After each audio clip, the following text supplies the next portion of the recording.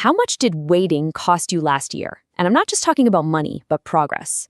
Welcome to Financial Frames. Today, we're going to explore a kind of hidden, self-imposed tax, one that costs most people way more than all the others combined. We're calling it the Inaction Tax. So let's ask that again, and I really want you to think about this for a second. How much did waiting for the perfect moment, or for just a little more information, or for that flawless plan, how much did that actually cost you? And this isn't just some philosophical question, right? There's a real dollar amount attached to it. And look, here's a really crucial point I want to make right up front. If you feel stuck, it's probably not your fault. It's not some personal failing. It's actually the intended result of a system that's designed to thrive on your indecision. B2C marketing, the financial media, they literally profit from all the noise that keeps you right there on the sidelines, being a passive consumer instead of an owner. And that's what we're calling the inaction tax. It's basically the steep price you pay for waiting around for that mythical perfect moment that marketers are always trying to sell you. All right, to really get this, let's dive in and meet someone who, well, let's just say he paid this tax in full. So let's talk about Mark. He's a smart guy, super diligent, a really great saver. But that careful nature of his, it's exactly what made him the perfect target for this inaction tax. We're going to follow Mark's journey over just a few years as he tries to build a little wealth. It all starts in 2019 when he's hunting for the perfect investment. Fast forward to 2021, and now he's waiting for the perfect time to buy a home. And then by 2023, he's completely stuck, drafting the perfect business plan. You can see the pattern here, right? Every step, there's a new trap waiting for him. Okay, so it starts right here. Mark's got a pretty respectable $20,000 just sitting in a savings account. And he knows he needs to do something with it. So what does he do? Exactly what we'd all do. He pulls out his phone and boom, he's just immediately hit by this tidal wave of information. One app is pushing the hot crypto of the week. Another one's offering like 50 different super complex funds.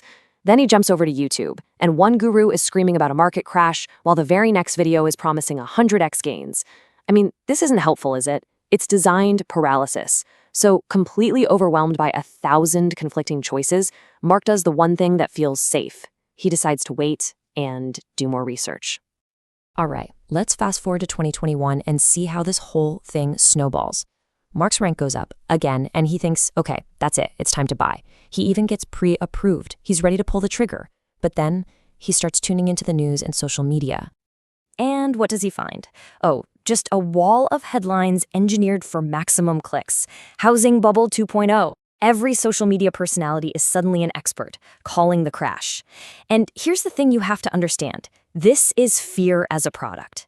These outlets, they don't sell houses, they sell your eyeballs to advertisers. And fear gets way more clicks than some boring, sensible strategy.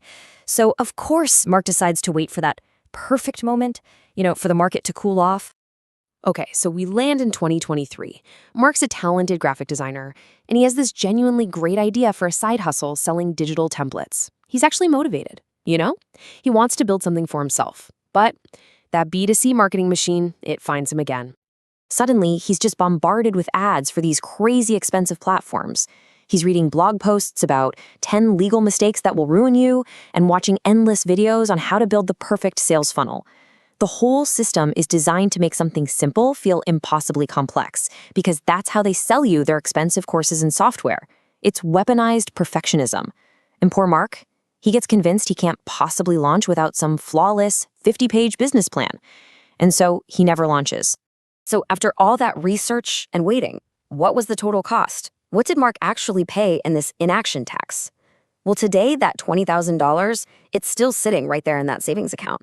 But thanks to inflation, it only has the buying power of about $16,000. That's a 20% tax for doing absolutely nothing. He owns zero assets, he owns zero business, he's just a consumer, waiting. Now, it's so easy to look at a story like this and just think, well, Mark was just lazy, or he was just indecisive. But is that what really happened here? No, he wasn't lazy. He was the target. Okay, so this is the really important part, understanding how this trap is actually built. We're going to break down the mechanics because trust me, once you see how it works, you can't unsee it. It really boils down to 3 core tactics. First up, they sell timing over time. The media, the trading apps, they need you to be active. So they're always hyping the next big thing or the next big crash. They want you trading, not owning for the long haul. Second, they weaponize choice. I mean, giving you 5,000 stocks to pick from isn't helpful. It's designed to be paralyzing. So the easiest choice becomes no choice at all. And third, they monetize fear and perfection. The gurus invent a problem you didn't know you had, and then, conveniently, they sell you the $1,000 cure. Okay, so that's the problem. It's a whole system designed to make you pay this tax. But, and this is the good news, there is absolutely an escape plan. And it all starts with abandoning this quest for perfect, and instead embracing the power of good enough, starting like right now. Solution number 1 is the perfect antidote to that analysis paralysis we talked about. Just embrace the boring, automated start. Seriously, this takes maybe 30 minutes. You open one low-cost brokerage account, you set up one automatic transfer for every payday, and you automatically buy one broad market index fund. That's it. You're done. You've just taken timing and all that endless decision-making completely off the table. You are now officially an owner, and it's all on autopilot. All right, solution number 2 is the antidote to all that perfectionism, adopting the minimum viable principle. So instead of getting lost in that 50-page business plan, your only goal is to sell one thing to one person. Instead of that super expensive all-in-one platform, you start with a $12 domain name and a single web page. See the difference? The goal isn't to launch in 6 months, it's to launch this weekend, because action creates real data. That quest for perfection, it creates absolutely nothing. And this final solution? Honestly, this might be the most important one of all. You have to go on a financial media diet. Just do it. Unsubscribe from all those crashes coming channels, delete the hot stock trading apps from your phone, block the gurus who promise you perfection for a price. Your financial mindset is your single most valuable asset. You have to stop letting marketers pollute it for their own gain. I want you to really let this next idea sink in. The perfect moment is a ghost story told by marketers to keep you from building your own house. Think about that. The inaction tax is just the rent you're paying while you wait for a ghost that is never, ever going to show up. Which really leaves us with a very simple but incredibly powerful truth. The only perfect moment you will ever get is the one you have right now. It's the only one that's real. So stop paying the tax and start building.